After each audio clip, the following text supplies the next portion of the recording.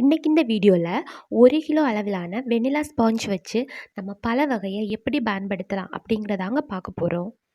நீங்கள் ஒரு ஹோம் பேக்கராக இருந்தீங்கன்னா கண்டிப்பாக இந்த வீடியோ உங்களுக்கு யூஸ்ஃபுல்லாக இருக்கும்னு நினைக்கிறேன். வீடியோவை ஸ்கிப் பண்ணாமல் ஃபுல்லாக பாருங்கள். இப்போ தான் புதுசாக நம்ம வீடியோ பார்க்குறீங்க அப்படின்னா நம்ம சேனலை சப்ஸ்கிரைப் பண்ணிக்கோங்க.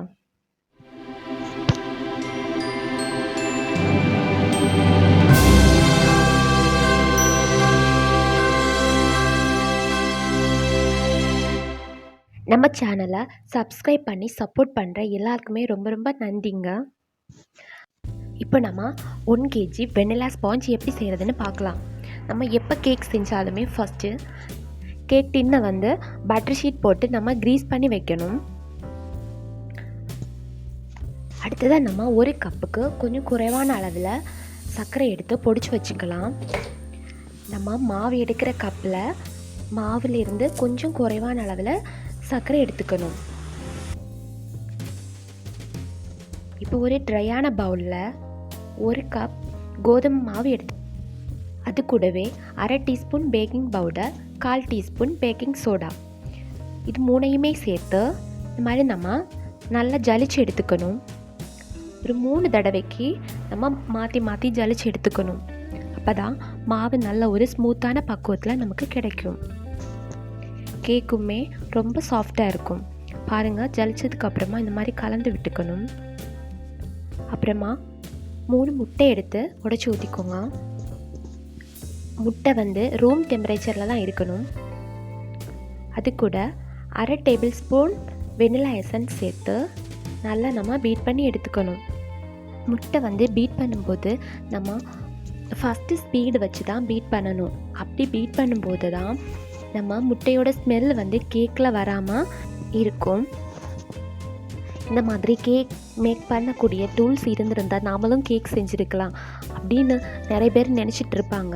அப்படி இருக்கிறவங்களுக்கு எந்த டூல்ஸுமே இல்லாமல் சூப்பராக நம்ம வீட்டில் இருக்கிற பொருட்களை வச்சு ஈஸியாக கேக் செய்ய முடியும். அது எப்படிங்கிற வீடியோவை சீக்கிரமாகவே நான் அப்லோட் பண்ணுறேன். பாருங்கள், நம்ம இந்த அளவுக்கு லோ ஸ்பீடு வச்சு முட்டையை பீட் பண்ணி எடுக்கணும். இந்த டைமில் நம்ம பொடிச்சு வச்சுருக்க சுகரை கொஞ்சம் கொஞ்சமாக சேர்த்து பீட் பண்ணி எடுத்துடணும். சுகர் சேர்த்ததுக்கு அப்புறம் கூட நம்ம லோ ஸ்பீடில் வச்சு தான் பீட் பண்ணி எடுத்துக்கணும். இப்படி செய்கிறதுனால கேக்கில் எக்கோட ஸ்மெல் தெரியாது. அப்புறமா கேக் ரொம்ப சாஃப்டாகவே இருக்கும். பாருங்கள், இது போலவே நம்ம நல்லா பீட் பண்ணி எடுத்துக்கணும். சுகரை சேர்த்தே போடாமல் கொஞ்சம் கொஞ்சமாக சேர்த்து தான் நம்ம பீட் பண்ணி எடுக்கணும். சுகர் போட்டு பீட் பண்ணதுக்கு அப்புறமா 30 ml ரீஃபைண்ட் ஆயில் சேர்த்து நம்ம பீட் பண்ணி எடுக்கலாம். ஆயில் சேர்த்ததுக்கு அப்புறமா ரொம்ப ஸ்லோவாக பீட்டரை இந்த மாதிரி ஸ்லோவாக தான் மூவ் பண்ணி நம்ம ஆயில் எல்லா இடத்துலையுமே மிக்ஸ் ஆகிற மாதிரி லைட்டாக பீட் பண்ணி எடுக்கணும். அப்புறமா ஒரு 60 ml பால் எடுத்து வச்சுக்கோங்க. காய்ச்சி ஆற வச்ச பால். அது கூடவே கொஞ்சம் கொஞ்சமாக மாவு அப்புறம் பால் ரெண்டையுமே சேர்த்து இது மாதிரி ஸ்லோவாக பீட் பண்ணி எடுக்கலாம். மாவு சேர்த்துட்டு நம்ம ஹேண்ட் விஸ்க் வச்சுமே பீட் பண்ணி எடுக்கலாம். பீட்டரை யூஸ் பண்ணிங்கன்னா இது மாதிரி ரொம்ப ஸ்லோவாக தான் பீட் பண்ணணும், இல்லைன்னா கேக் ஹார்ட் ஆகிடும். பாருங்கள், இது போல் ஹேண்ட் விஸ்க்கு யூஸ் பண்ணுறது தான் பெட்டர். இது கொஞ்சம் ஈஸி மெத்தட். பாருங்கள், நம்ம பீட்ரு வச்சு பீட் பண்ணாலுமே சைடில் எல்லாம் மாவு ஒட்டிக்கிட்டு இருக்கும். ஃபைனலாக ஒரு ஸ்பேச்சுலா வச்சு இந்த மாதிரி ஸ்லோவாக மிக்ஸ் பண்ணி எடுத்துக்கணும். அவ்வளோதான். இப்போ பேட்டர் ரெடி ஆகிடுச்சு. நம்ம க்ரீஸ் பண்ணி வச்ச டின்னில் சேர்த்துடலாம். ஆல்ரெடி 10 நிமிஷத்துக்கு 180 டிகிரியில் ப்ரீஹீட் பண்ண வச்சுருந்த ஓடிஜியில் இதை வச்சு பேக் பண்ணி எடுத்திருக்கேன். 40 நிமிஷத்துலேயே பேக் ஆகிடுச்சு. ஆறுனதுக்கப்புறமா இந்த மாதிரி நம்ம கேக்கை டிமோல்ட் பண்ணிடலாம். டிமோல்ட் பண்ணதுக்கப்புறமா கேக் நல்லா கூல் ஆகணும். கூல் ஆனதுக்கப்புறமா நான் இன்றைக்கி இதில் ஒரு பெண்டோ கேக்காக கொஞ்சமாக கட் பண்ணி எடுத்துக்க போகிறேன்.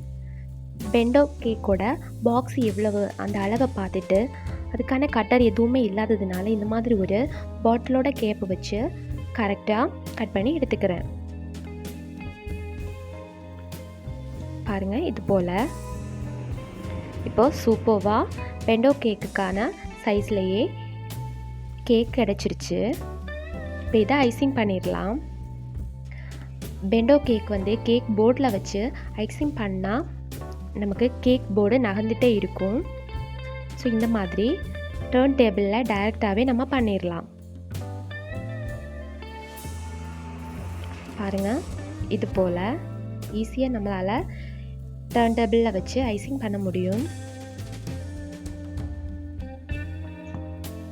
க்ரீம் பீட் பண்ணுறது இந்த வீடியோவில் கவர் ஆகலை. வீடியோ ரொம்ப லென்த்தாக போயிடும், அதான் அதை ஸ்கிப் பண்ணிட்டேன். பெர்ஃபெக்டாக க்ரீம் எப்படி பீட் பண்ணணும், மெல்ட் ஆகாமல் எப்படி நம்ம பார்த்துக்கணும் அப்படிங்கிற டீட்டெயில்ஸோட ஃபுல் வீடியோவாக அடுத்தடுத்த வீடியோவில் பார்க்கலாம்.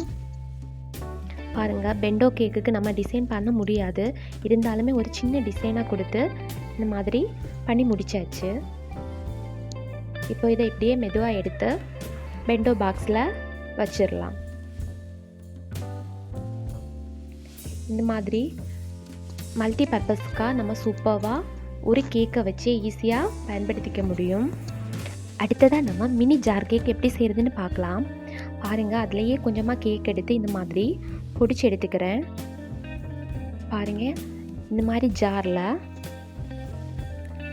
நல்லாவே ப்ரெஸ் பண்ணி இந்த மாதிரி கொஞ்சம் கேக் நம்ம உள்ளே வச்சிடணும்.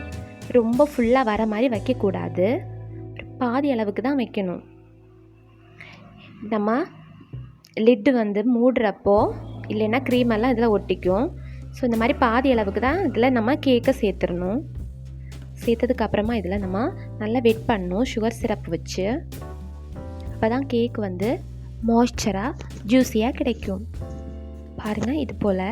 இப்போது நான் ஒரு பைப்பிங் பேக்கில் ஸ்டார் நாசல் போட்டு இது மாதிரி 2 கலர் வர மாதிரி க்ரீமை சேர்த்துட்டு இந்த மாதிரி ஒரு ஃப்ளவர் டிசைன் பண்ணிக்கிறேன்.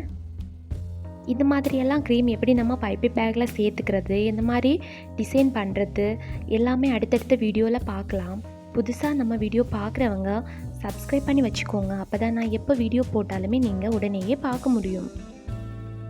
பாருங்கள் நமக்கு லெஃப்ட் ஓவர் கேக் வந்தாலுமே இந்த மாதிரி நம்ம செய்ய முடியும்.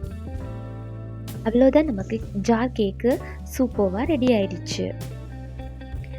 அதான் இன்னுமே அழகாக இருக்கணுங்கிறதுக்காக கொஞ்சமாக ஸ்ப்ரிங்கிள்ஸ் போட்டு எடுத்துக்கிறேன். ஆல்ரெடி கேக் சிக்கலோட வீடியோ நான் அப்லோட் பண்ணியிருக்கேன், அதோட லிங்க்குமே டிஸ்கிரிப்ஷனில் தரேன், செக் பண்ணிக்கோங்க. தேங்க்யூ.